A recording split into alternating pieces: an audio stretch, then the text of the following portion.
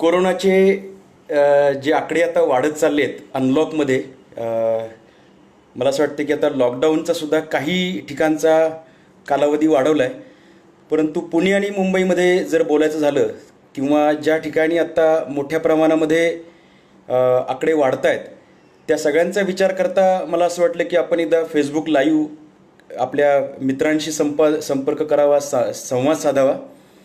खरं तर सगळ्याच गोष्टी सगळ्यांना माहिती आहेत.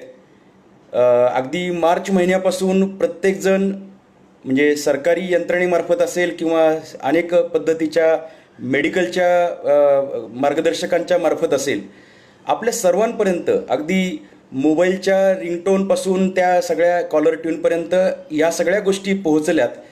आणि कोरोनाशी जी लढाई आपल्याला करायची त्या लढाईमध्ये आपण काय पद्धतीने काळजी घ्यायची आहे आणि ही काळजी घेतल्यानंतर आपण या आजाराशी तो नियंत्रणात आणण्यासाठी आणि तो पूर्णपणे संपवण्यासाठी आणि पुन्हा आपलं जीवन पहिल्यासारखं चालू करण्यासाठी काय करावं याबद्दलची सगळी माहिती अगदी सगळ्यांपर्यंत पोहोचलेली आहे. हे असं जरी असलं तरी 2 महिने किंवा जो सुरुवातीचा जो कालावधी होता, अगदी मोठा लॉकडाऊन जो होता, तो सगळा पाहता सगळेजण घरात बसून सुद्धा आकडे वाढत होते. अर्थात ते वाढत असलेले आकडे आत्ताच्या आकड्यांशी तुलना केली तर फारच कमी होते, परंतु ते वाढत होते. आता अनलॉक ज्या ज्या पद्धतीने थोडं शिथिलीकरण होत चालले त्या पद्धतीतून आता सगळेजण आपापल्या ऑफिसेसमध्ये जाऊ लागलीत. बऱ्याच प्रमाणामध्ये लोकांचं आता ऑफिसेसला जाणं किंवा कामाच्या ठिकाणी जाणं, काही उद्योग व्यवसाय हे टप्प्याटप्प्याने चालू व्हायला लागलेत आणि त्या अनुषंगानेच या अनलॉक पद्धतीच्या या वातावरणामध्ये लोकांची गर्दी, लोकांची संख्या रस्त्यावरती आणि त्या ठिकाणी वाढायला लागली आहे. आणि यामुळेच कदाचित आता गेल्या काही दिवसांमध्ये आकडे प्रचंड वाढत आहेत. आणि म्हणून मला असं वाटलं की ज्या गोष्टी खरं तर सगळ्यांनाच माहिती आहेत, फक्त प्रत्यक्षात त्या दिसत नाहीत, त्या काही गोष्टींची एक चर्चा करावी, काही गोष्टी आपल्यासमोर ठेवाव्यात. आपण ऐकणारे सगळेजण या सगळ्या विषयामध्ये सतर्क आहात. तुम्ही सुद्धा सगळेजण खूप गांभीर्याने याचा विचार करताय आणि म्हणून ह्या अगदी अर्ध्या तासाच्या या चर्चेमधून जे काही मी बोलेल त्यातले काही मुद्दे जर तुम्हाला पटले तर आपण जास्तीत जास्त लोकांपर्यंत तोंडी तुमच्या माध्यमातून तुम्ही लोकांना सांगावं, प्रबोधन करावं. प्रत्येकाने हे प्रबोधन करावं. आपला उद्देश हाच आहे की हे सगळे आकडे कमी व्हावेत, कोरोनापासून आपल्या सगळ्यांना त्याच्यातून सुटका व्हावी आणि पूर्वीसारखं आपलं एक जनजीवन जे होतं, जे अत्यंत छान आयुष्य होतं, ते पुन्हा चालू व्हावं. कोणते मुद्दे आहेत? मला असं वाटते की जरी संसर्गजन्य आजाराचं पूर्वी खूप महत्त्व नव्हतं, त्यांच्यापासून कशी काळजी घ्यावी आणि सर्वसामान्य माणसाच्या ज्या वागण्याच्या पद्धती आहेत, जगण्याच्या पद्धती आहेत, या तशा स्वैर आहेत. त्यामध्ये स्वातंत्र्य खूप आहे. त्यामध्ये एक प्रकारे मी माझ्या पद्धतीने जगतोय अशी वृत्ती आहे. रस्त्यावरती पचापच थुंकण्यापासून ते अगदी एकत्रितपणे सामूहिक जीवनामध्ये माणूस आनंद घेत ह्या सगळ्या गोष्टी जगत असतो. पण संसर्गजन्य आजारासाठी, कोरोनासारख्या आजारासाठी ही परिस्थिती पूरक असते, पोषक असते. आणि म्हणून मी एक 3 मुद्द्यांचा सुरुवातीला एक मांडणी करतो. कोरोना टाळण्यासाठी त्याची जी जीवनशैली असेल किंवा आपण म्हणूयात की कशा पद्धतीने त्याला अटकाव करता येईल. क्रमांक 1ची गोष्ट अशी आहे, हे जे मी सांगतोय ते WHO किंवा त्यातल्या त्या सगळ्या ज्या मोठ्या संघटना आहेत त्याच्यातून मिळालेली माहिती जी आपल्या सगळ्यांपर्यंत पोचली. आणि मी आता जो काही अन्वयार्थ लावला आहे, 2010 सालापासून मी अनेक प्रकारच्या संसर्गजन्य आजारांवरती आपण कसं लढलं पाहिजे याचा विचार करतोय, मांडतोय. आणि आजपर्यंत मला ही कधी बोलण्याची वेळ नव्हती आली, परंतु आज मी जाहीररित्या बोलतोय. अदरवाईज माझे मित्रमंडळी, जवळचे सहकारी, माझे अगदी क्लोज असलेले काही विद्यार्थी आणि माझे नातेवाईक यांना सगळ्यांना कल्पना आहे की मी या सगळ्या गोष्टी अगदी 2010 पासून पाळत आलोय. बऱ्याचशा गोष्टी यातल्या मी फॉलो करतोय, आता जरा जास्त. पहिला मुद्दा आहे, कोरोनासारख्या आजारामध्ये आपण अंदाजे मांडूयात, अंदाजे काही गोष्टी समजूयात, कारण रिस्क आपल्याला घ्यायची नाहीये. नाक आणि तोंड या वाटे खोकताना, शिंकताना, कदाचित मोठ्याने बोलताना किंवा कदाचित हसताना, काही पद्धतीचे हावभाव करत असताना जर मॉइश्चर कंटेंट असलेला जो भाग आहे नाक आणि तोंडातला, याच्याद्वारे जर, कारण याचा अजून WHOचा सुद्धा परिपूर्ण अभ्यास झालेला नाहीये, पण या पद्धतीतून कदाचित कोरोना असलेल्या पेशंटकडून यातले व्हायरस बाहेर फेकले जात असतील, कारण virus it is not living, not non living. ते जे आहे ते जिथं जरा लिव्हिंग सबस्ट्रेट मिळतं तिथं ते वाढतं. आणि म्हणून अशा पद्धतीने कोरोनाग्रस्त व्यक्तीच्या नाकातोंडाद्वारे जर कदाचित हे आपल्या नाकातोंडात पशी पोचणार असेल, तिथून ते आपल्या श्वसन संस्थेमार्फत शरीरात प्रवेश करणार असेल, तर ते टाळायचं असेल तर पहिला मुद्दा येतो तो म्हणजे आपला हा जो भाग आहे नाक आणि तोंडाचा, जमलंच तर डोळेसुद्धा आपण जर हे झाकू शकलो त्यानंतर थेटपणे जर काही असा संसर्ग होणार असेल तो टाळता येईल. त्याला मास्कच पाहिजे असं काही नाही. खरं तर खूप सुरक्षितता म्हणून मास्क म्हणतो आपण. अदरवाईज परिस्थिती नसेल किंवा ज्याच्याकडे ती व्यवस्था नसेल त्याने रुमाल, कदाचित ओढणीचा तो दुपट्टा असतो किंवा कापड असेल, फडकं असेल, रुमाल असेल, हे काही, परंतु ते आपल्या नाकातोंडावरती लावलेलं असावं. तुम्ही म्हणताल की हे तर सगळ्यांना माहिती आहे. माझ्या पुण्यातल्या ऑब्झर्वेशनमध्ये माझ्या मते तर 90% लोक अशा पद्धतीचा मास्क किंवा रुमाल लावतात. पण दुर्दैवाची आणि विनोदी गोष्ट अशी आहे की ह्या 90% म्हणजे राग येतो, ह्या 90% पैकी कदाचित 50% लोक, तो आकडा जास्त पण असेल, हे लोक मास्क असताना ते फक्त कॅरी केलेलं असतं. त्यातल्या बहुतांशी लोकांचं मास्क हे हनुवटीवर असतं. आता मला ह्याचा अर्थच अजून कळलेला नाही आहे की आपण आकडे कमी करायचे म्हणतोय, आपण कोरोनाला लढाई द्यायची म्हणतोय, आपण पुन्हा सुरळीत आयुष्य जगायचं म्हणतोय. एका पेशंटला जर म्हणजे एका व्यक्तीला जर कोरोना झाला तर कदाचित तो अजून कित्येक शेकडो लोकांपर्यंत ती चेन चालू राहते. हे असं असताना तुझ्याकडे मास्क असताना तू हनुवटीवर का ठेवतोस मास्क, याचं उत्तर नाही मिळालेलं अजून. म्हणजे ज्या वेळेस ते हवंय त्याच वेळेस बाजूला करायचं, खोकताना बाजूला करायचं, शिंकताना बाजूला करायचं, बोलताना असं खाली घ्यायचं. मी काही लोकांशी बोललो, तू खाली का घेतोस बाबा? ते म्हणे नाही आवाज जायला पाहिजे. अरे म्हणलं आवाज ते असून सुद्धा 300 लोकांपर्यंत माईकवरतून आणि न माईक असताना कदाचित 35-35 लोकांपर्यंत आवाज जाऊ शकतो. तू बोल, जरा अस्पष्ट जाईल, तुला काय हरकत आहे? आणि मीटिंगमध्ये असेल, 4 लोकांमध्ये बोलायचं असेल, मला वाटते की मास्क खाली घेण्याची गरज नाही. काही लोक मोबाईल असं लावतात आणि खाली मास्क घेतात. आश्चर्य. ज्यासाठी ते लावलंय ते त्याचा वापर व्हायला पाहिजे. काहींचं म्हणणं आहे की त्याच्यातून गुदमरतं. मला असं वाटतं की हे स्वाभाविक आहे, ऑक्सिजन कमी मिळणार आहे, हवा कमी असणार आहे, परंतु काही प्रकारच्या मास्कला ती पण व्यवस्था असते. इथे ज्या पद्धतीने त्या दोऱ्या अडकवलेल्या असतात किंवा बांधलेलं असतं, आपल्याला खाली मास्क घेताना इथं हात नाही लावायचा नाकातोंडाला.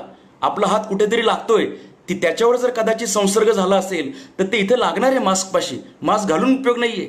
आकडे वाढतायत त्याची कारणांपैकी ही कदाचित महत्त्वाची कारणं असतील. इथं धरून आपण मास्क घेऊ शकतो खाली जर घ्यायची वेळ आली तर. अदरवाईज काही लोकांना तो नादच लागलाय, छंद आहे. मास्क लावायचं आणि दर 2 मिनिटाला खाली घ्यायचं, दर 3 मिनिटाला खाली घ्यायचं. मला असं वाटतं आपण पुरेसे गंभीर नाहीत. गमती जमतीच दिसतात ह्याच्यामध्ये, सगळ्या ह्याच्यामध्ये. गर्दीत गेला माणूस की तो मास्क खाली घेणार म्हणजे घेणार.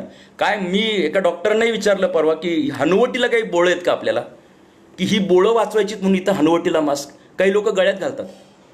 आश्चर्य. मास्क घालणारे लोक आहेत, परंतु हे, त्यामुळे पहिला मुद्दा आहे तो म्हणजे आपलं संरक्षण करण्यासाठी आपल्याला मास्क लावावा लागेल. दुसरी गोष्ट, आपल्या समोरच्या व्यक्तीचा मास्क हे आपल्याला महत्त्वाचं आहे. कारण त्या व्यक्तीची शिंकलेलं भाग किंवा थुंकी किंवा असं ते उडालेलं जे काही असेल, ते जे काही सूक्ष्म असेल ते काही असं दिसत नाही. परंतु त्या समोरच्या व्यक्तीला जर तो कोरोनाग्रस्त असेल तर कोरोनाच्या लढाईमध्ये लक्षात ठेवावं लागेल आपल्याला, आपल्या समोर आलेला अनोळखी प्रत्येक व्यक्ती, कुटुंबातले व्यक्ती आपले जर सोडले तर, आपल्या समोर आलेला प्रत्येक व्यक्ती हा कोरोनाग्रस्त असू शकतो, हा विचार डोक्यात जर असेल तरच आपल्याला कोरोनाशी लढाई करता येईल. नाही माझा मित्रच आहे, अरे काय नाही, याला नाही आहे कोरोना, हे असे स्टेटमेंट लोक करतात. मला आश्चर्य वाटतं. एक जण मला म्हणाला मला नाहीच आहे कोरोना. अरे पण तुला काय माहिती आहे आणि कुणावर विश्वास ठेवायचा आहे? हे असे आकडे याच्यामुळेच वाढत जातात. जसं माझं मास्क महत्त्वाचं आहे तसं समोरच्याचं मास्कसुद्धा महत्त्वाचं आहे. आणि म्हणून आपण विनंती केली पाहिजे. मी गेले 2 महिने झालं या विषयावरती लिखाण करतोय, बोलतोय, लोकांना सांगतोय, लोक ऐकत नाहीत. किती लोकांना सांगणार आपण? म्हणून मी आज फेसबुक लाईव्हवर, कदाचित माझ्या स्वतःच्या वॉलवरती मी पहिल्यांदाच फेसबुक लाईव्हसाठी आलो असेल, आणि तेही करिअरच्या व्यतिरिक्त विषय घेऊन. गरज आहे आता. समोरच्याला विनंती करण्याची गरज आहे. ती लांबून जवळ जाऊन केलं तर भांडणं होतील, भांडणं झाल्यावर अजून जवळ एकमेकांची नाकं तोंड येतील. लांबून आपला सूचना करायची, बाबा मास्क घाल. आणि मला असं वाटतं की कुणीही संकोच बाळगू नये, कुणीही संकोच बाळगू नये. विनंती करावी, प्लीज मास्क घेता का वरती? मला तर असं हे वाक्यच पाठ झाले, जरा मास्क वरती घेता का, मी येतोय, जरा मास्क वरती घेता का. हे प्रत्येकाला सांगावं लागतंय. अजिबात संकोच बाळगायचा नाही. तुमचं आयुष्य महत्त्वाचं आहे, माझं आयुष्य महत्त्वाचं आहे. आणि काही लोक म्हणतील आता नाही, कोरोना विशेष आजार नाही आहे. मान्य आहे, कोरोना झाला की लगेच माणूस काही त्याचा काही तो फॅटल कंडिशनला जात नाही, मान्य आहे. परंतु मधली अवस्था वाईट आहे.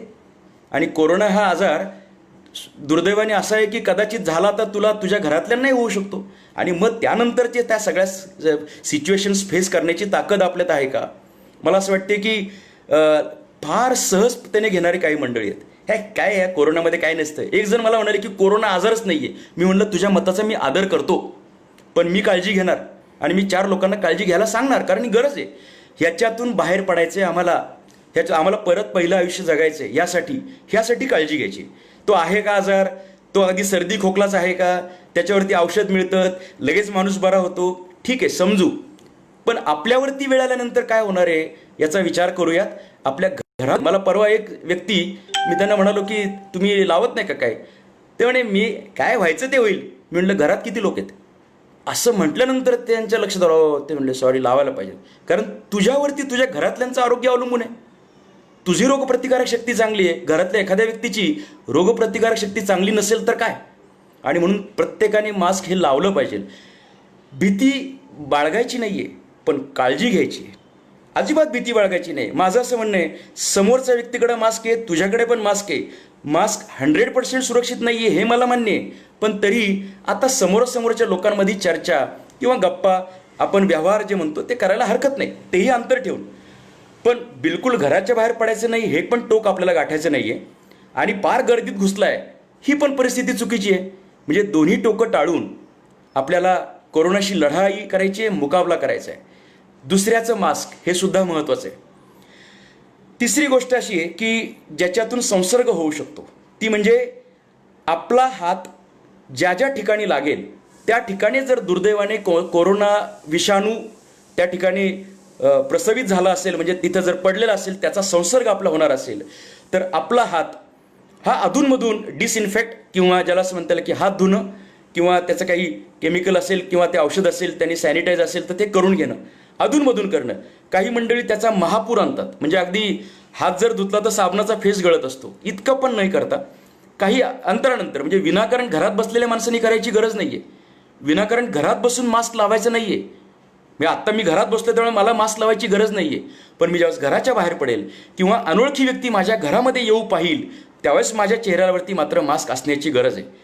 कारण कोरोना असं म्हणणार नाही तू तुझ्या घरात यावा, तुला काय मी हात लावत नाही, टॅम्प्लिस, असं काही नाही आहे. बाहेरची व्यक्ती घरात येत असताना किंवा तू बाहेर पडत असताना बाहेर गेल्यानंतर मास्क हवा. घरातल्या घरात मास्कची गरज नाही. पण 2 गॅलरीमधून संवाद करणाऱ्या व्यक्ती, शेजारच्यांची गॅलरी आहे आणि 1.5 फुटाचं अंतर आहे आणि 2 व्यक्ती आता म्हणतात की आम्ही आमच्या घरी आहोत, मास्कची गरज नाही, तिथे मास्क लागेल. अति काळजी पण नाही आणि काहीच काळजी नाही असं पण नको. त्यामुळे तिसरा मुद्दा होता त्याच्यामध्ये, जर कुठे हात लागला असेल आपला तर तो आपण हात धुवावा, अधनमधनं धुवावा. कुठे लागला असा तरच धुवावा. पण एक चांगली सवय लावावी. मी पुन्हा एकदा उल्लेख करतो, माझ्या जवळची जी मंडळी आहेत, अगदी ओळखीची, जी माझ्यासोबत अनेक वेळा असतात, त्यांना माहिती आहे की चेहऱ्याला हात न लावणं, दिवसभरामध्ये चेहऱ्याला बिलकुल हात न लावणं आणि आपला हात विनाकारण कुठेही न लावणं. जिन्यातून जाताना हात घट्टत नेणं, कुणी सांगितलंय? लिफ्टमध्ये गेल्यानंतर याला हात धर, त्याला हात धर. मला असं वाटते की विनाकारण हात लावायचा नाही, हा मूळ तर एक चांगल्या एटिकेटचा भाग आहे. तो आता या काळामध्ये, सुदैवाने कोरोनाच्या काळामध्ये काही लोकांना ती सवय लागली आहे की विनाकारण हात लावायचा नाही आणि आता हात धुवायचा. आणि त्या तिसऱ्या गोष्टीमधली उपगोष्टी अशी आहे की आपण बाहेरून काही आणलंय तर ते डिसइन्फेक्ट करणं. मला आश्चर्य वाटते की काही लोक, हे अगदी अज्ञानी लोक, गरीब कुटुंबातली माणसं, ज्यांना या विषयातलं ज्ञान कच्चं आहे, ज्यांचा बायोलॉजी विषय नाही झालेला, ज्यांचं साक्षरता नाही आहे, ती माणसं काळजी घेतात. पण काही सुशिक्षित कुटुंबांमध्ये असं दिसतंय की काय नाही होत रे, जाऊ दे. आलेली कोथिंबीर डायरेक्ट किचन ओट्यावरती जाणं हे गंभीर आहे. गाजर विकत घेता घेता, हातगाडीच्या गाडीवरती गाजर विकत घेता घेता खाणारी माणसं मी पाहिलीत. मला आश्चर्य असं वाटते की जर त्या गाजरावरती जर प्रादुर्भाव झाला असेल, बाळा तू घेतोस ते ठीक आहे, मार्च महिन्यात आणि एप्रिल महिन्यात आपण तेही करत नव्हतो, आता आपण थोडी भीती कमी झाली आपली. तू घरी ने, तुझे हात स्वच्छ कर, ते गाजर आधी 3 पाण्याने धुवायचो आपण, जरा अजून 2 वेळा पाण्याने अधिक धु, स्वच्छ कर, कोरडं कर आणि मग खा. बाहेर गाडीवरतीच खातोस म्हणजे मला असं वाटतं की इथं आपण गंभीर नाही. ज्या ज्या ठिकाणी याचा प्रादुर्भाव वाढलेला आहे त्या त्या ठिकाणी अशा पद्धतीचं धोकादायक पद्धतीनं वागणं. आता याच्यामध्ये मी असं दोष देणार नाही, नागरिकांना मी बिलकुल दोष देत नाही. आपल्या भारतीय माणसांचा असेल, जगातल्या कोणत्याही देशामध्ये जपानचा अपवाद किंवा न्यूझीलंडचा अपवाद, आपल्याकडं अशी सवयच नाही आहे, असं ट्रेनिंगच झालेलं नाही आहे. आणि अशा पद्धतीने झाल्यावरती सरकारने सुद्धा त्यांनाही माहीत नाही आहे की नेमकं काय करायचं. त्यामुळे आता आपल्याला एकमेकांचं प्रबोधन केल्याशिवाय पर्याय नाही आहे आणि काळजी घेतल्याशिवाय पर्याय नाही आहे. परंतु हात धुणं असेल किंवा आलेली वस्तू डिसइन्फेक्ट करणं असेल, ह्या दोन्ही गोष्टींची काळजी, त्याचे अतिरेकेचे टोक पण गाठायचं नाही. म्हणजे औषधं जर आपण उन्हात ठेवली तर त्याचं केमिकल कॉम्बिनेशन बदलू शकतं किंवा ते उपयोगाची राहणार नाहीत. म्हणजे काय गोष्ट वाळवायची आहे, कोणती गोष्ट धुवायची आहे, कोणती गोष्ट पुसून घ्यायची आहे, कोणती गोष्ट जरा 2-3 दिवस साईडलाच ठेवली, पण हे न करता डायरेक्ट वापरणं मात्र चुकीचं आहे. मला असं वाटतं की ह्याची सगळी माहिती सगळ्यांपाशी आहे. आज मी तुमच्याशी बोलतोय म्हणजे मी काही ज्ञान देतोय असं नक्कीच नाहीये, पण मला तळमळ वाटते की आपल्याला सगळ्या गोष्टींची पुन्हा एकदा रिव्हिजन करण्याची गरज आहे. 3-4 गोष्टींचा मूळ मुद्दा, एक म्हणजे डायरेक्ट संपर्कातून येणारा कोरोना आपण वाचू शकलो पाहिजे. स्पर्श झाल्यानंतर त्या स्पर्शातून आपल्या नाकातोंडाला झालेला स्पर्श तो टाळू शकलो पाहिजे. आणि कोरोना कॅरी करणाऱ्या वस्तूंवरचा कोरोना आपल्या सिस्टीममध्ये येता कामा नये यासाठी तो डिसइन्फेक्ट करू शकलो पाहिजे. या 3 मूळ गोष्टींची काळजी घेतली तर माझ्या मते कोरोनाला घाबरायची काहीच गरज नाही. पण या 3 गोष्टींची काळजी घेतली नाही तर कोरोना आपल्यामध्ये भीती निर्माण करू शकतो आणि एकाची चूक म्हणजे दुसऱ्याला त्रास. मला एक जण म्हणाले की तू कशाला जास्त टेन्शन घेतोस, जाऊ दे त्याला होईल कोरोना. त्याला झालेला कोरोना आपल्या दारापर्यंत यायला वेळ लागणार नाहीये. जसा चीनला झालेला कोरोना हा आपल्या घरापर्यंत यायला वेळ लागला नाही, देशापर्यंत यायला. ते आता मी त्या विषयात बोलत नाहीये, परंतु मूळ मुद्दा असा आहे की काळजी घेणं ही आपली एक जबाबदारी आहे. एक 10-12 ठिकाणच्या विनोदी काही गमती जमतीच्या गोष्टी, विनोदी म्हणजे त्याला हसायलाच येतं मला त्या गोष्टींमधून. म्हणजे मास्कच्या खालनं तंबाखू घालतोय माणूस, हात धुतलेले नाहीत. त्याच्याही पुढची गोष्ट, हा मळतोय आणि दुसरा तोंडात घालतोय. हाईट आहे. म्हणजे एक परवा मी सुशिक्षित व्यक्ती पाहिला, वयस्कर होते, चालायला आले होते आणि चालता चालताच एका दुकानात गेले आणि काहीतरी चिवड्याचं पाकिट घेतलं आणि तो तिथेच दाताने फोडला आणि खात खात रस्त्याने चाललेत. मला असं वाटतं की नाही, नक्की होऊ नये त्यांना कोरोना. कोरोना काय असं लगेच सगळ्यांनाच होईल असं नाहीये, पण एकूण सगळ्यांचे आकडे पाहता आणि ज्या पद्धतीने वाढत जातो हे पाहता काळजी घेतल्याने काय प्रॉब्लेम आहे. बरं, एकदा दवाखान्यात जर तुला नेऊन टाकला तर घरच्यांना पण बघता येणार नाहीये तुला. आणि ही एकदा वेळ निघून गेली, एकदा फुफ्फुसामध्ये त्याचा संसर्ग झाला तर गडबड होईल. आणि म्हणून ती काळजी घ्यायची. पेट्रोल पंपावर काय करावं, टोल नाक्यावरती काय करावं. आता भाजीपाला घ्यायला गेल्यानंतर मला हसावं का रडावं तेच कळत नाहीये. एक तर कोरोना सगळ्या जगात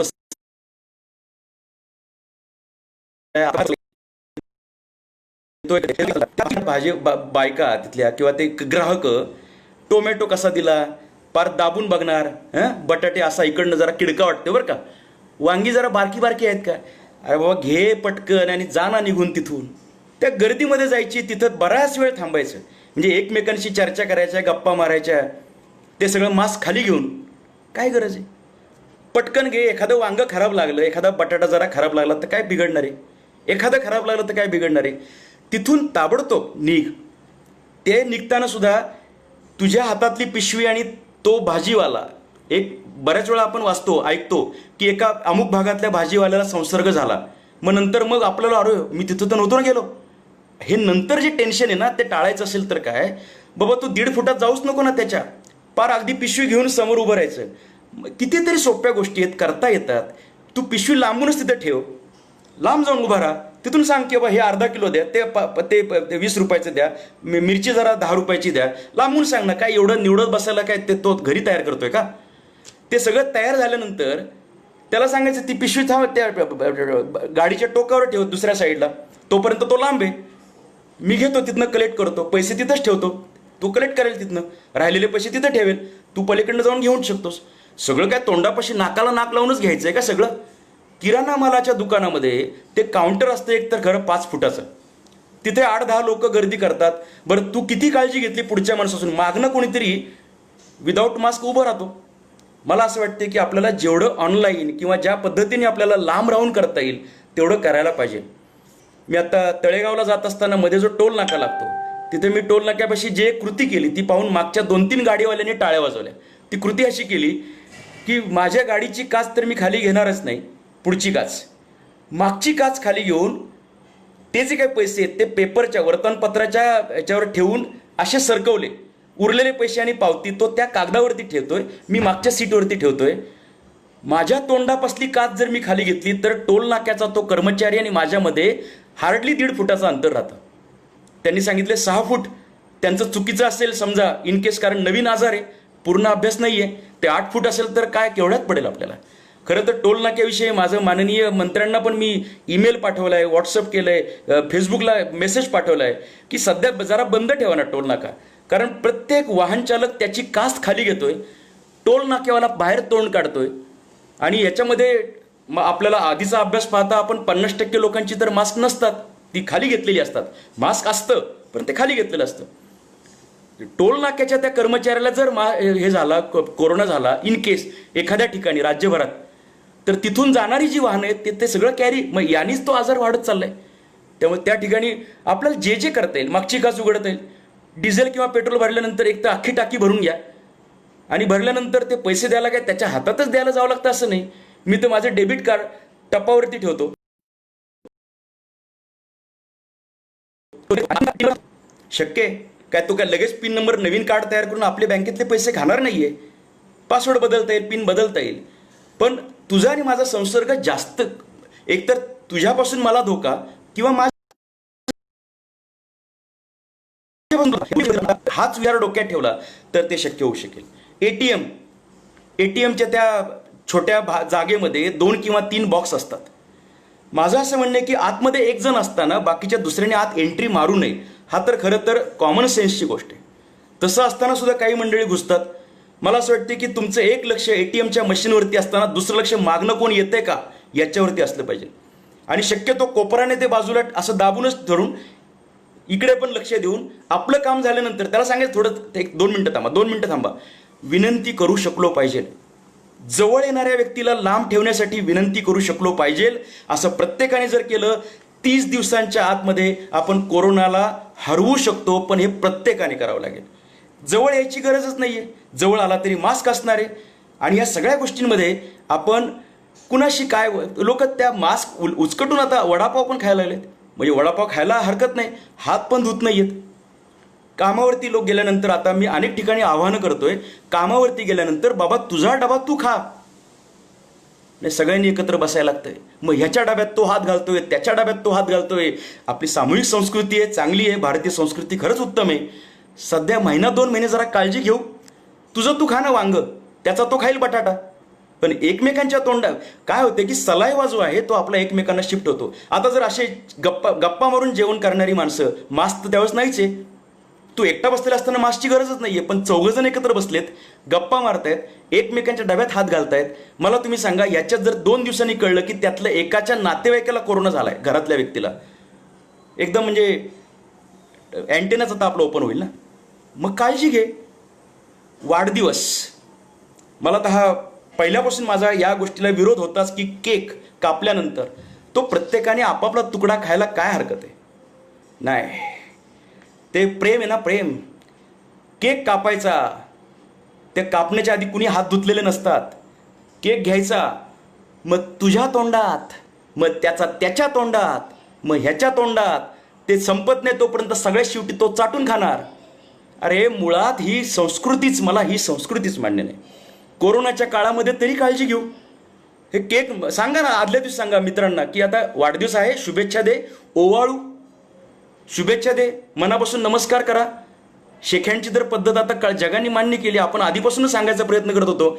टॉयलेटमधनं जाऊन आल्यानंतर ओला हात लोक एकमेकांना टॉयलेटमधून बाहेर आल्यानंतर देतात, शेखहँड करतात. हे दुसरं आहे, जा फुटाने खायला नंतर. काळजी तुझी तुला घ्यायला पाहिजे. उष्टे केक खाऊ नयेत. आत्ता सध्याच्या काळात काही दिवस तरी आपण एकत्रितपणे भोजन, घरामध्ये एकत्रित भोजन करूयात. घरातली माणसं आहेत, त्यांच्याशी अडचण नाही आहे आपल्याला. परंतु अनोळखी बाहेरचे व्यक्ती, कोण कुठे राहतोय माहीत नाही आहे, त्याच्या परिसरात जर कोरोना पसरला असेल तर तो आपल्या घरापर्यंत यायला वेळ लागणार नाही आहे. आणि म्हणून त्या ठिकाणी सुद्धा काळजी घ्यायला पाहिजे. मला असं वाटतं की दुधाची पिशवी कशी घ्यायची आणि ती कसं धुवून काढायचं आपल्या सगळ्यांना माहिती आहे. गेले 2.5-3 महिने आपण सगळेजण ही लढाई करतोय. मीटिंग्समध्ये बसलेलं असताना माझ्या मते आपण मास्क खाली न घेता बोललं पाहिजे. चर्चा करताना झूम किंवा ते काही फेसबुक असेल, गुगलचं असेल, अनेक प्रकारच्या कंपन्यांची अशा पद्धतीची हे सॉफ्टवेअर्स आलेली आहेत, ॲप्स आलेली आहेत, त्याच्यावरतून आपण हे करू शकलो पाहिजे असं मला तरी वाटतंय. विनाकारण सतत जवळ येण्याची गरज नाही आहे. रिक्षामध्ये आता काही लोकांनी हे बसवलं आहे, मध्ये फिलामेंट बसवली आहे प्लास्टिकची. That is the best thing. Me April महिन्याच्या सुरुवातीला भाषणातून बोललो होतो की कारमध्ये कंपार्टमेंट्स केले पाहिजेत. म्हणजे ड्रायव्हरला जर कोरोना झाला असेल तर तो पॅसेंजरला होणार नाही, आणि पॅसेंजरला जर कोरोना झाला असेल तर तो ड्रायव्हरपर्यंत जाणार नाही, एकमेकांना जाणार नाही. आता अशा पद्धतीचे नवीन प्रॉडक्ट्स, प्लास्टिकचे आवरण आहेत, घरगुती पद्धतीने पण करता येतं. सगळंच विकत घ्यायला पाहिजे असं काही नाही. मी काही लोकांच्याकडे पाहिलेत, गरीब कुटुंबातली सगळी मंडळीत घरी मास्क शिवलेत. हरकत नाही, विकतच घ्यायला पाहिजे असं काही नाही. पण आजारी पेशंट जर असेल, बीपीचा त्रास असेल, शुगरचा त्रास असेल, श्वास घ्यायला त्रास होतोय, तर ते इथं जरा आपला कार्बन डायऑक्साईड बाहेर जाण्यासाठीचं बाहेर एक छोटंसं सिंगल वन साइडेड वॉल असलेलं एक मास्क मिळतं. तेही मास्क मी नाव घेत नाही त्याचं कारण ती जाहिरात वाटेल, परंतु ते मास्क तशा पद्धतीचं मास्क घेऊ शकतो. काही मास्कला सिंगल साईडनी वॉल असलेलं म्हणजे बाहेरच फक्त हवा जाईल अशा पद्धतीचे बोळं पण असतात. टू व्हीलरमध्ये गाडी चालवत असताना 2 मित्र बसलेले असतात, फार प्रेमाने 2 जण चाललेले असतात. आता मित्रच असतात असं नाही, मित्रमैत्रिणी सुद्धा आता दिसायला लागलेत. मास्क लावून फिरायला जाताना मंडळी, हरकत नाही, आता जीवन जगायचं, आपल्याला आनंदाने जगायचे. पण अजून एखादा महिनाभर थांबू ना जरा आपण. काय एवढं इतकं प्रेम उतू चाललंय की जवळ आलंच पाहिजे का, एकत्रितपणे समोरासमोर. आता राखी पौर्णिमेबद्दल मला भीती वाटते. राखी पौर्णिमेच्या वेळेस ज्या राख्या येतील, लोकांना ती सवय विकत घ्यायचं म्हणल्यावरती 10 ठिकाणी हात लावायचा. अशी 10 ठिकाणी हात लावणाऱ्या राख्या त्यानंतर त्या आपल्या घरी येणार आहेत. माझी आव्हान आहे, शासनाने सुद्धा ते आव्हान करावं. ज्या राख्या या वॉशेबल राख्या असल्या पाहिजेत. त्या घरी आणल्यानंतर आपण त्या धुवू शकलो पाहिजे, कारण त्या राख्या आता लहान मुलांच्याही हातात बसणार. हातात घातल्यानंतर ही लहान बाळं कदाचित ते तोंडात मध्ये असं ते चाटू शकतात. राखी बांधल्यानंतरची पुढची प्रोसेस असते की ते पेढा किंवा साखर त्याच्या हातात देतात. हात त्यावेळेस धुतलेले नसतात आणि मग ते साखर किंवा पेढा खाल्ला जाऊ शकतो. मला असं वाटतं की ती काळजी घ्यावी लागेल.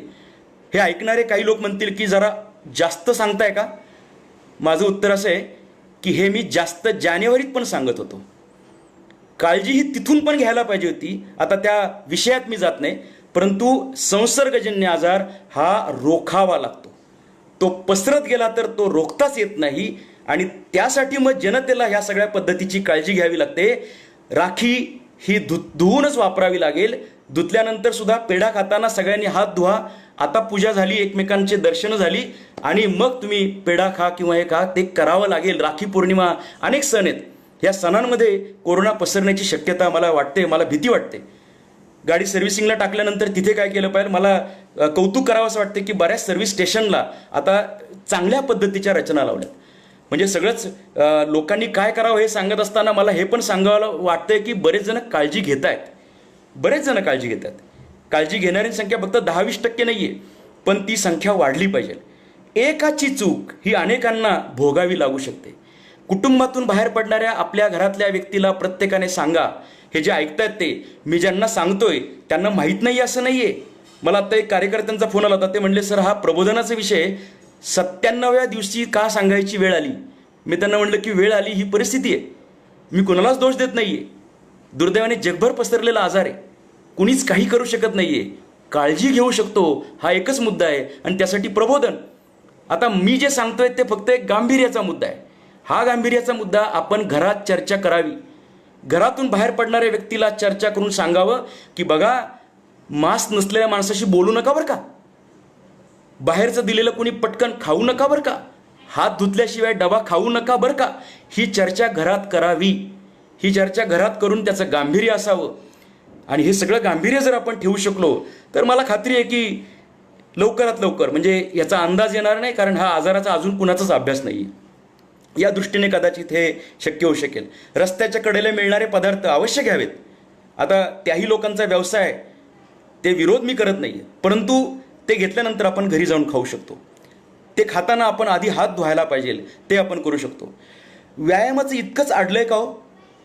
गर्दीच्या ठिकाणी चालत जाणारी माणसं, आणि मग त्यांना जर विचारलं, हटकलं की काका तुम्ही चालत चाललाय, व्यायाम करताय कळतंय, पण मास्क खाली घेतले नाही. म्हणे आता WHO सांगितलेलं आहे की चालत असताना, व्यायाम करताना, जॉगिंग करताना मास्क लावलं नाही तरी चालतं, त्याचं कारण ऑक्सिजनचा पुरवठा. हो म्हटलं, मग काका तुम्ही ग्राउंडवरती जाऊन करा ना व्यायाम. तुम्ही गर्दीतून घुसताय हो. गर्दीमध्ये अनेक लोक आहेत, कोणी शिंकू शकतं, कोणी खोकू शकतं. मला काळजी वाटते की आपल्याला कुणाला तरी दाखवण्यासाठी मास्क लावायचं आहे का, कुणाला तरी दाखवण्यासाठी काळजी घ्यायची आहे का. मी अनेक सामाजिक कार्यकर्ते आणि सगळ्या लोकांना सुद्धा आवाहन करतो, फोटो काढताना का बरं मास्क खाली घ्यायचं, किंवा ते बाईट देताना सुद्धा तो समोरचा माईकवाला जो आहे ना, माईक घेतलेला टीव्हीवाला माणूस, तो जर शिंकला तर काय करणार आहे आपण. म्हणून नाही दिसला चेहरा तरी चालेल. तुम्ही म्हणताल की मग तुम्ही का नाही लावलं मास्क, मी आता घरात आहे. आणि माझ्या माहितीप्रमाणे घरातून बाहेर पडताना मात्र, मग जिन्यात सुद्धा आणि स्वतःच्या टेरेसवर जाताना सुद्धा दुसरी कोणीतरी व्यक्ती बायपास होऊ शकते, तिथून जाऊ शकते, तिथेही बिल्डिंगमध्ये सुद्धा मास्क लावलं पाहिजे. पार्किंगमध्ये गेल्यावर सुद्धा मास्क पाहिजे.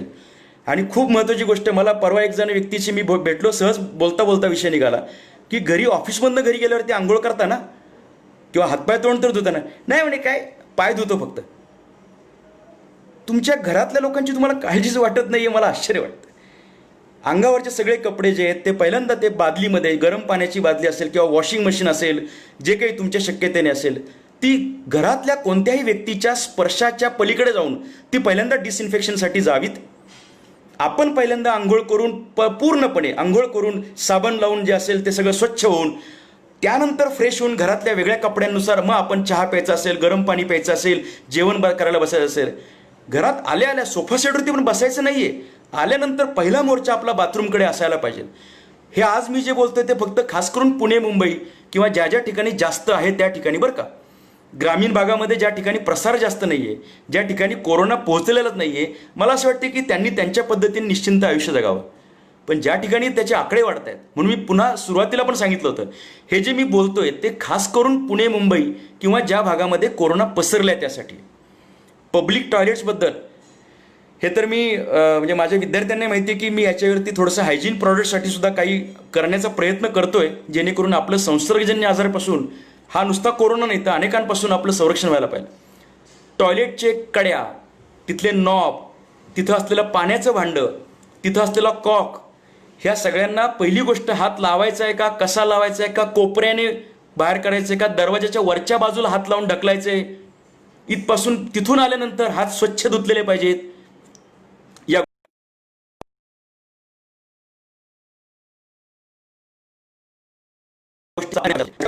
गोष्टी माझ्याशी वाढदिवसाचा मुद्दा होता, येणाऱ्या राखी पौर्णिमेपासून काही सणांपर्यंतचा मुद्दा होता.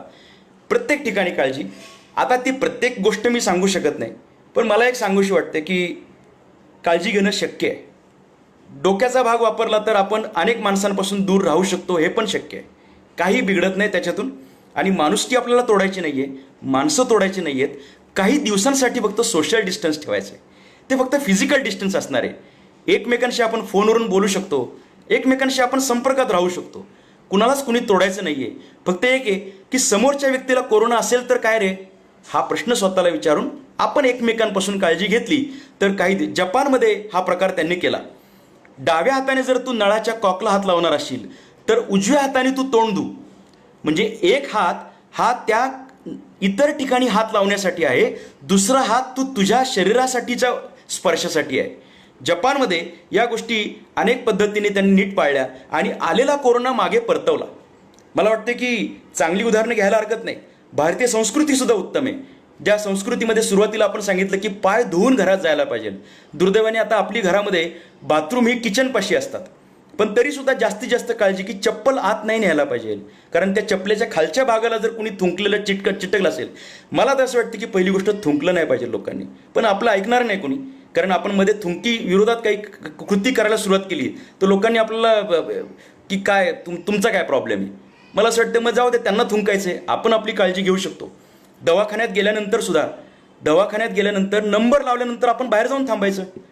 नंबर आल्यानंतर त्यांना सांगा मोबाईल करा, आम्ही येतो. सगळ्याच पेशंटनी तिथं जाऊन बसलं पाहिजे अर्ध्या फुटाच्या अंतरावर, कुणी सांगितलंय?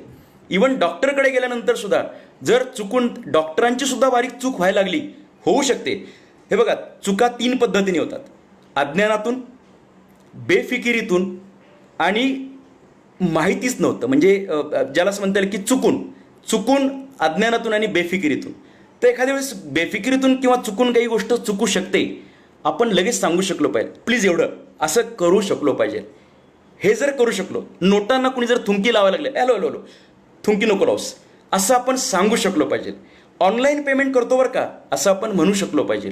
ज्या ज्या ठिकाणी शक्यता आहे तिथे आपण वापरू आणि आपण ह्या कोरोनापासून खऱ्या अर्थाने 4 हात लांब राहू. मी तुम्हाला बोलायचं म्हटलं तर माझ्याकडे बोलायला विषय खूप मोठा आहे, कारण मी 2010 सालापासून या विषयावरती काम करतोय. मी अनेक ठिकाणी प्रवास करत असताना सुद्धा बऱ्याच ठिकाणी मी स्वतःचा डबा स्वतः घेऊन जाणे, आपली स्वतंत्र हात धुण्याची आपली पाण्याची बॉटल ॲडिशनल ठेवणं, इथपासून सॅनिटायझरची एक ती काही छोटी डबी असते ती जवळ ठेवणं, ह्या सगळ्या गोष्टी. मला असं वाटतं की दरवाजा कसा उघडायचा, काय म्हणजे काही वेळेस आपण पायाने सुद्धा दरवाजा लोटू शकतो.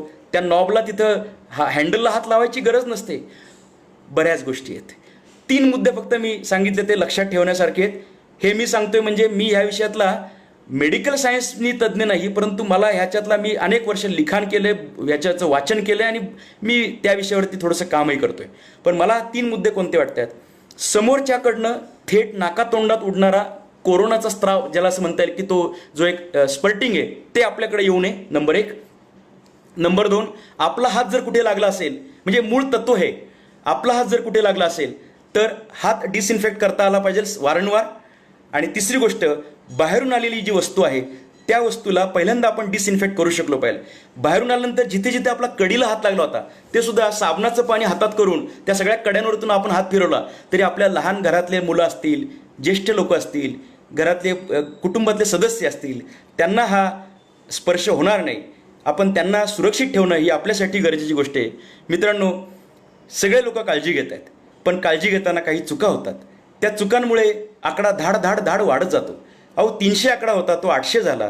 पुण्यासारख्या ठिकाणी अगदी हा आकडा 800पर्यंत जातोय, त्याच्याही पुढे जाऊ पाहतो. आणि काही लोकांनी सांगितलं की अजून मोठी लाट यायची आहे, तर अशी लाट येऊ नये ह्यासाठी हा सगळा मुद्दा आहे. सिलेंडरवाला आल्यानंतर लगेचच काय तिथं लगेच त्याच्या तोंडाला तोंड का लावतात मला कळत नाही लोक. त्याने ठेवलं की लगेच तू त्याला डोकं लावतोय. ठेव तिथं सिलेंडर, पैसे पेमेंट केले, तो निघून गेल्यानंतर ज्यावेळेस सिलेंडर लागेल त्यावेळेस तो आत घेणं घरामध्ये. लगेचच ते किचन ओट्यापर्यंत बाहेरचा माणूस आत तुमच्या जातोय, तो उगाच कुठे खुंकला ग्लासवरती. जास्त मी बोलत नाही. मला असं वाटतं की आपण काळजी घ्यायची, या 3 गोष्टींनी काळजी घेऊयात. मला ह्याची पूर्ण कल्पना आहे की हे ऐकणारे जे आहेत हे सगळे काळजी घेणारे सज्ञान लोक आहेत. फक्त ते मी काय बोलतोय ते ऐकायला आले होते. परंतु आपण हा विषय आपापल्या परीने, कदाचित तुमच्याकडे अजून काही माहिती असेल, ऑथेंटिक माहिती असेल, ती लोकांपर्यंत पोचवावी. सगळेजण कार्यकर्ते होऊयात. ते कार्यकर्ते यासाठी होऊयात की लोकांना फक्त सांगून एवढं असं करू नका, हे करा. भाजीवाले आलेत, मास्क खाली आहे, आपण सांगा की मास्क वरती घ्या, मी घेतोय तुझ्याकडनं भाजी. भाजी विक्रेता आहेत, त्याने ग्राहकाला सांगावं, काका तुम्ही जरा ते वर घ्या, मग आपण संवाद करू शकतो. म्हणजे मोकळेपणा येण्यासाठी माझं असं म्हणणं आहे की डिसिप्लिन जर आपण राहिलो तर आपल्याला मोकळीक मिळणार आहे. आपण कोरोनावरती जर विजय मिळवला तर आपला पुन्हा पहिल्यासारखं आयुष्य जगता येणार आहे. ते लवकरात लवकर येण्यासाठी आपण एकमेकांची काळजी घेऊयात. मी अधिक काही न बोलता आपण सगळेजण माझ्या, तसं म्हणलं तर माझ्या फेसबुकच्या याच्यावरती असलेल्या पहिल्या लाईव्हला जे काही लोक आले होते आणि जे काही ऐकतायत त्या सगळ्यांचे मी आभार व्यक्त करतो. आपण हा विषय सगळ्यांपर्यंत पोचवून, आपला एक मूळ मुद्दा अजून आहे की भीती वाटून घ्यायची नाही आहे, भीती पसरवायची नाही आहे, आपण स्वतः घाबरून जायचं नाही आहे, पण काळजी घ्यायची. आणि काळजी घ्यायला इतरांना पण सांगायचं आहे. दारू पिलेला माणूस रस्त्यावर पडतो, त्याचा आपल्या कुटुंबाला काही त्रास नसतो, परंतु कोरोनासारखा आजार आहे तो असा घ्यायचे. तेव्हा पुन्हा एकदा सगळ्यांना या कोरोनाच्या लढाईमध्ये यशस्वी होण्यासाठी शुभेच्छा. आपले डॉक्टर्स आहेत, पोलीस आहेत, हे सगळे लोक, इव्हन सामाजिक कार्यकर्ते खूप काम करत आहेत. खूप लोकांनी याच्यामध्ये योगदान दिले. बिचाऱ्या त्यांच्या जीवावरती सगळं म्हणजे जीवावरती उदार होऊन ते लोक काम करत आहेत. आपण त्यांचं काम वाढवायचं नाही आहे आणि म्हणून आपण काळजी घ्यायची. आणि या सगळ्या याच्यामध्ये कुणालाही दोष न देता, कुणावरही टीका न करता मी काय करू शकतो, म्हणजे ज्वारी आणलेली वाळवत कशी ठेवायची आहे आणि कोणती पिशवी कशी पुसून घ्यायची आहे एकमेकांशी चर्चा करूयात. आणि याचं अति पण न करता. फॉर एक्झाम्पल एका मुलीने ती कोथिंबीर धुवून घेत होती, साबणाने धुवून घेत होती, एवढं पण अति करायचं नाहीये. अति न करता आणि बिलकुल बेफिकिरी पण न करता मध्यम मार्ग शोधून कोरोना मी सर्वांना शुभेच्छा देतो आणि लवकरात लवकर आपण कोरोनातून दूर होऊयात आणि असंच एक पद्धतीने आपण एकत्रितपणे भेटण्यासाठी सुद्धा सज्ज होऊयात. सगळ्यांना मनापासून शुभेच्छा. आज 2-2.5 महिने आपण लढतोय. खरं माननीय पंतप्रधान साहेबांनी सांगितल्याप्रमाणे आपण सगळेजण योद्धे आहोत आणि या योद्ध्यांमध्ये आपण सगळेजण असल्यामुळे अजून काळजी घेऊ आणि कायमस्वरूपी छत्रपती शिवाजी महाराजांच्या एकूण आयुष्यातून एक त्यांनी सांगितलेलं आहे ते म्हणजे अखंडपणे तुम्ही सजग राहा, काळजी घ्या. कोण हल्ला करेल, कुठून हल्ला करेल याची काळजी, सतर्क राहा, अखंड सतर्कता, अखंड जागृतता ही जर आपण ठेवली तर किराणा मालाच्या दुकानात उभं राहिलं असताना अचानक मागणं आलेला मास्क नसलेला व्यक्ती किंवा खोकणाऱ्या व्यक्तीपासून आपण सुरक्षित राहू शकतो आणि असं अनेक ठिकाणी होऊ शकतं. मी पुन्हा एकदा सगळ्यांचे आभार व्यक्त करतो आणि आपली रजा घेतो. धन्यवाद. एकमेकांची काळजी घेऊयात. All the best.